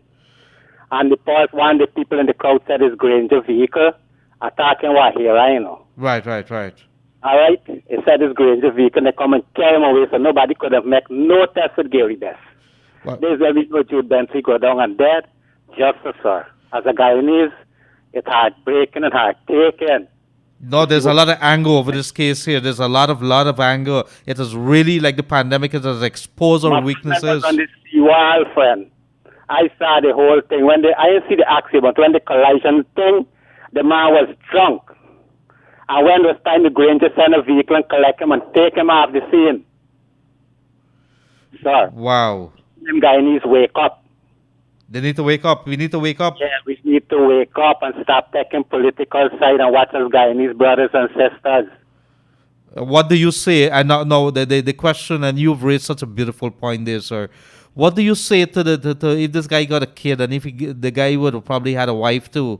What do we say? What do they say? What does that woman say to the kid? Wife, you got children. He's a person that helped young cyclists. He helped them. He helped poor people. He did. And the man was drunk. Gary Best was drunk. And I can't tell you what was the crowd opinion of him at the morning, sorry, on the air. I thank you very much for that. I cannot tell you what the people were saying, what he been doing whole night, and now we come out here and kill we friend. All right? Amen. Thank you very much for that. Okay then, sir. Enjoy your day. And you too, sir. All the best for the season. And so I want to say to you, as we're talking about that, the Attorney General of Guyana, Anand Lal, would have made the announcement that there is a move right now to replace police prosecutors. When I say replace them, they are not going to be taking the lead in the courts. Right now, what you have in the magistrate court right across this country are policemen doing prosecutors' work. And so, yes, they would have gone through training and so on. And yes, some of these prosecutors would have moved on to higher levels in which they would become lawyers and so on. But there's always been the accusation that when you have so many cases and you're not fully a lawyer, how do you present these cases? And so there are many times you see people walking scot-free there, and there would have been a lot of accusations, poor investigation from the police, poor prosecution from the prosecutors. And so you come up against the high-priced lawyers and some of them who are very, smart. How do you deal with them? And so in this particular case here, the new government on the Irfan Ali, they've announced, and these are some of the things that we're looking at, because when you're talking about improving system, one of the areas that has to work is the justice system. So what they're doing right now, they've asked for application for persons who may have some experience at UG, would have done some work and so on, maybe a first degree, a diploma. So come on, apply, and we're going to train you, and you're going to take lead in the prosecution, and you are going to be assisted by the police prosecutors here. That's how the new system is going to work when it starts to work. So that's something looking forward. But going back on this current case, lots of anger across it. You heard the man. And this gentleman, this guy that got knocked down, was a national cyclist, Jude Bentley, well known right across this nation here. Would have been in the newspaper, featuring very often there. And he has died. And, you know, he has family, he has friends. What do you believe that they're looking at? Yes, maybe the magistrate could only rule on what is before him or her. Can't remember who it was that ruled on this decision.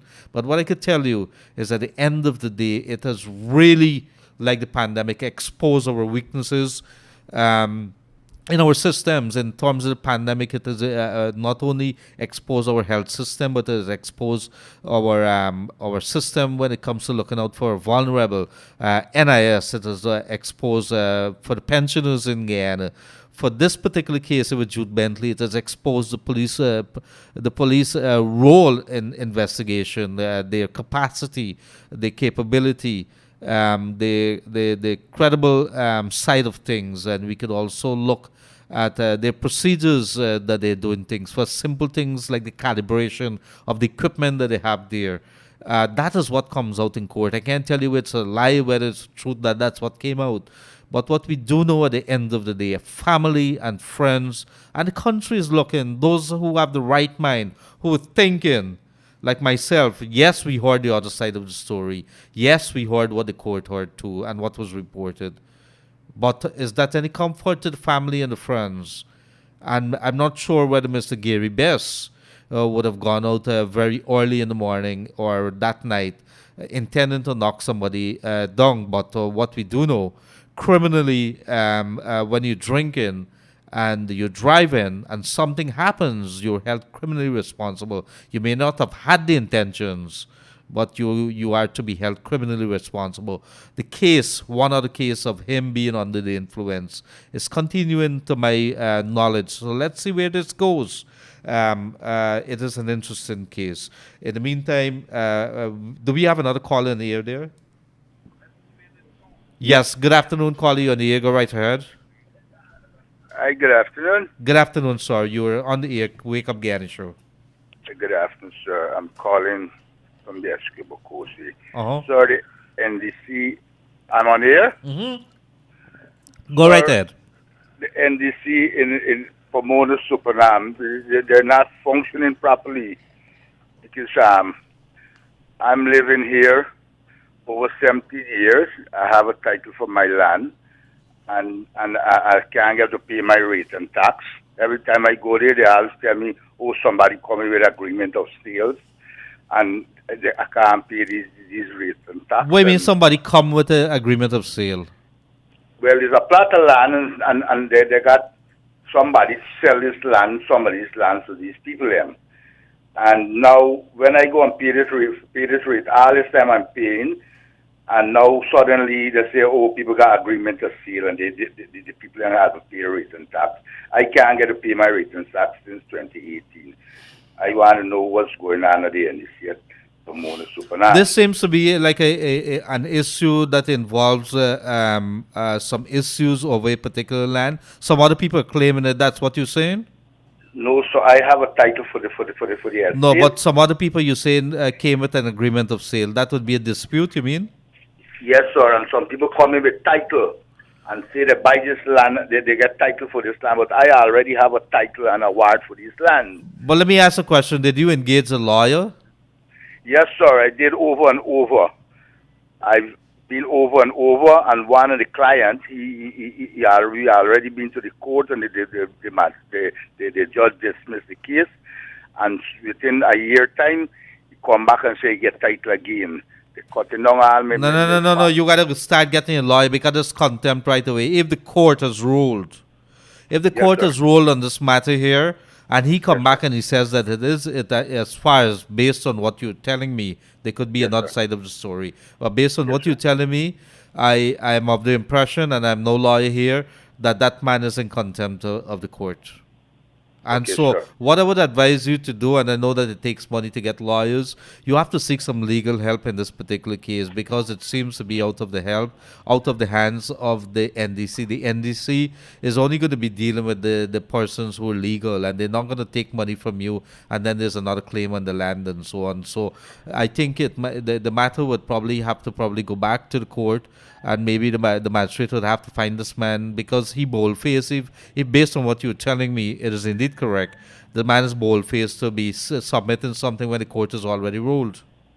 Yes, sir. And then it's two of them. One then come time on 2018 start cutting down all my farm, destroy my structure. Get And a again, lawyer, and start looking into this matter right away. And maybe he's definitely in contempt of the court here.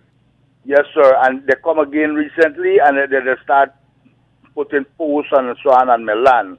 And suddenly, my lawyer call them, and they disappear. So every time these people them come in and they threaten me, and they're doing all kind of thing on me, and they're just walking free because the police just saying keep the peace. No, So no. every time these people You start with a lawyer there, and then if you see you have an issue, go see the commander. Tell the commander that you've spoken to Kaieteur Radio, and they advise that you go talk to the commander because there's two issues here. One, a legal issue, and then the other issue is threats, which is a criminal matter. Yes, sir. So you need to take it that way. You need to address it that way, okay? And keep Okay, me sir. posted. Thank you very much. Thank you. Goodbye. So wherever you are, whatever it is that you're doing, welcome to the Wake Up Guyana show here. If you missed it, we would have had Minister of Education Priamatic channel in our studio here virtually, and we would have been talking about the state of the education in Guyana in a pandemic mode. And, you know, she would have been talking about several things, the challenges going forward, how do we look forward, what do we do, and several other things. So if you would have missed it, you could relook at this program here on Facebook, Kaieteur Radio on Facebook, or Kaieteur Radio live stream on YouTube. So we go back to some messages very, very quickly here. Let me see what we have here. Good afternoon, Leonard. Persons often get upset when someone walks free from causing death by dangerous driving. The 3 I am not sure was it, accident book that the police has to draw up prove the case, which is that the 5 elements that constitute dangerous driving. If the book can't prove it, the accused walks. Thank you very much. There's another side there. Good day to you, sir, your boss, and the listeners. Sir, I've been listening to the Glenn Lyle, let me see, up to today, and I'm listening to Christopher Ram and Miss Guyana, same topic. Sorry, I believe all I'm hearing is a cry of a spilt milk, which I would like to hear is people like Christopher Ram, Glenn Lyle, Timothy Jonas, even Chandas jump in and say it is time all the oil blocks deal be renegotiated, and this should be done, etc., etc. If things don't show up somewhere or the other, maybe the Glenn Lyle show will go cold. However, I don't want it. Thank you very much for that. Make sure that I tell him. Good day, Leonard. I think your radio program is very informative most of the time. However, I'd like to make you aware of the fact there are 2 main ways in which one person could inflict harm on another person, physical and mental. Everyone can see clearly physical injury, but nobody could see the mental anguish most men suffer from women. So there you have it, another side of the story there. And yes, Riaz is in the studio, and we just have a couple minutes. It gets a little too long-winded at times. But Riaz, have you been a victim of any domestic violence or anything? Could I ask you very quickly to comment on that? Yes. Verbally by Leonard Gildarie. No, domestic Oh, that violence. doesn't count. Oh, other than that, well, no. Okay. No, but you know, But this it might is be a different. serious. It is a serious matter. It's definitely a serious matter, and mental health. That's another issue and a serious matter in Guyana. A lot of people take it, take it for a laughing matter, but it's not. Especially mental health. I know that there are NGOs who have been working along, like Save Guyana, among many others, to educate the people more about mental health, and that's something that we all need to pay focus a little bit more on. Well, let's see what happens. It's coming on to Christmas time very, very quickly. We're in the mode. I think I did hear some jingles this morning. Be very careful. But I could tell you there's some major developments when it comes to the traffic situation on the East Bank there. The Harbour Bridge and the police in a joint statement has issued a statement that from Monday morning they're going to experiment with a new measure there, and that is starting 6:15 in the morning. They're going to start bringing the two-way traffic across the bridge. They're going to lock it up so you can't go to the western end. Wait from 6:15 to 7 o'clock. They're going to open it two ways. So leave home a little early. That's what they're saying to you. I like that word that you just used. Which word do you think it was? Which one? Today's word is experiment. No, it's an experiment. It cannot be anything else because Yeah. we are. But you know, I think. all of us are hitting, and I've come to accept this only, and I'll be clear. I've come to accept the traffic situations only about 3 days ago. I choose now to not nag on the issue for two main reasons. First reason, we need to face reality that there are more cars in Guyana 5 years ago than today. We need to face reality that there are more people dispersed on the East Bank and the West Coast in those new schemes. Yeah. Right? That's one. My second reason why I'm not gonna nag, and I keep the word nag, because honestly, and this is my opinion, some persons may differ with me, I think the police is doing a commendable job. Oh, fantastic. I think so too. I think the police is doing a commendable job on getting the traffic eased off. Can you imagine? I see the traffic chief on the road yesterday, directing traffic. I mean, that tells me a message. You know what? Riaz, stop attacking the police on the traffic because we caused this. When I say we're all buying vehicles. We're getting in more vehicles. The other day, Leonard buy a new vehicle. You got a drive on it yet, Raj? Don't worry, we'll get a drive on the new vehicle. My point, more vehicles on the road. So we need to accept that. What I would like to do now, and not bash, but call very nicely to the government, please make the new extension promises as soon as possible. Do the feasibility study, speed up the process so we could get a little bit more roads. We need it desperately. Thank you very much. We're not going to see those things before 5 years because that's the time. But they need to hurry on it. We need to move on it. That is a high priority because congestion. High priority. Yeah. I think it is. Well, there's so much priority. Personally, but there's a couple of things. But though, that is a very, very high priority. Yeah. I think that is. I think what we got to do is adjust our schedule, knowing that we live in with this for the next 5 years or so. Yes. Adjust our schedule. And let me take 30 seconds and say this. It is not new to Trinidad. It is not new to Barbados. It's not new to Jamaica. It is not new to Queens. It is not new to LA. It's not new to Miami. It's not new to Toronto. Traffic. There's a big issue. All right? So it's not like, you know what? It is something different. I spoke to Terry Gadraj yesterday. I tell him about the traffic. He's like, oh, now you're getting a taste of what we normally been getting for decades. Yeah. So it's not something new. I think we should all go with the flow a little bit more early. Could we take a quick call there? Good afternoon, caller. You're there. Hi, good afternoon, caller. Last caller, go right ahead. Hello. Hello. Hi, yes, good afternoon. Lower your volume on your radio right away for me, please. Good afternoon. Good afternoon, ma'am. Go right ahead.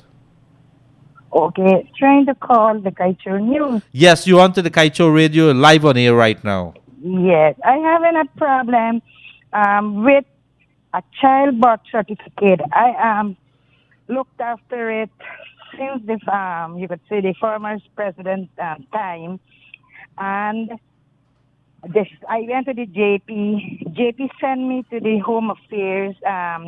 What is the issue with it? This child grew with me.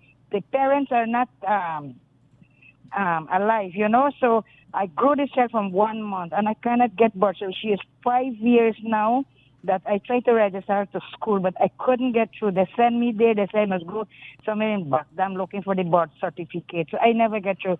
So I was trying this time now, but somebody said, man, it's pandemic time and so on. So I don't know how to get through with the birth certificate. All right. So you have any kind of documents at all or something? No, she's homeborn. That is one thing I gain. All right. That's a human services issue. Could you, where you live in? I am on the highway. Actually, 20 years I'm living up here. Dora, we call it Dora. I heard about Dora. I know it's somewhere up there. All right. When you get a chance, you come down to Georgetown. Go visit the Ministry of Human Services. That's Minister Vindhya Prasad. Tell them that I sent you there. and ask them to look into the matter. They could probably be able to reach out to the various agencies like the General Registrar's Office and so on. But that's right next door. It's right next door to the lotto office, next door to the Georgetown Hospital there. Yes. And you just go down, tell them the situation, walk with whatever documents it is, and let them start working with it backwards from there. Okay, yes. Because I tried to put her to school just with... No. We can't have that. So let me know and please keep me posted what is happening there, so we could probably be able to see in what way we could put some pressure on too. Okay. Thank you very much, ma'am, right? All right. And enjoy. Thank you. Yes. Okay, thank you. Thank you very much. And it's so good. I want to say a good day to the folks down there on the Suzaik Linden Highway. Unfortunately, it come to that time when we have to say goodbye. It was an engaging day. Unfortunately, the last couple of days we've been having a number of guests. On Monday, I think it is that we have Nigel Darmlal. You guys would have been complaining about the City Council and the NDCs and the RDCs and how they're not doing the work and so on. Let me tell you that I do intend to talk to him. Why do we need to talk to our people? Because we need to have an understanding what they're thinking, and how is it that they intend to move the situation forward for with a view of improving it, that we could see these problems behind us very quickly. We need to find solutions, and we need to have an understanding what our politicians are doing. And Minister Damdal, very straight up guy, just like Minister Priyamanik Chandir. So let's see what happened very early Monday morning. So we have a little change in the format there. We can't take so many calls, unfortunately, but we are going to come back to regular programming very shortly after that. So thank you very much, wherever you are, whatever it is that you're doing. It's always been a pleasure as normal. We coming on just about 3 o'clock, and you will be joining WRES very shortly. But I want to say thank you very much as normal, and thank you for joining us. The folks down in Berbice, Demerara, Essequibo, and overseas, North America, right across the Caribbean, Europe, Suriname. Wherever you are, whatever it is that you're doing, I'm hoping that you're having a wonderful day. As of now, I do wish you all the best, all for the rest of the day, and may this season continue to bring the good blessings that we so richly deserve and that we know that we're going to get. So thank you. Until then, same place, same time on Monday when we're back. Enjoy your weekend. Imagine up to $500,000 cash in your hand. Shop at Singer from now to December 21 and win your share of $2 million. Spend $20,000 or more and be one of 4 winners of $250,000 each. Plus, 2 lucky shoppers will each win $500,000. Get cash in your hand for the Christmas at Singer. With 6 months, no interest, and up to 36 months to pay. Singer at home worldwide.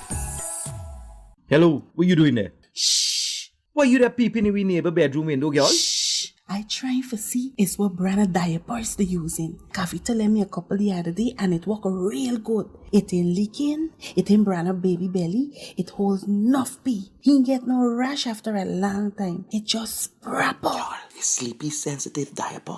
And it has come in a purple pack. How you know? The diaper good for truth. I simply ask you. Oh. But wait, it's why we whispering. You realize they can't hear we from till over there? Oh. Sleepy. For mommy.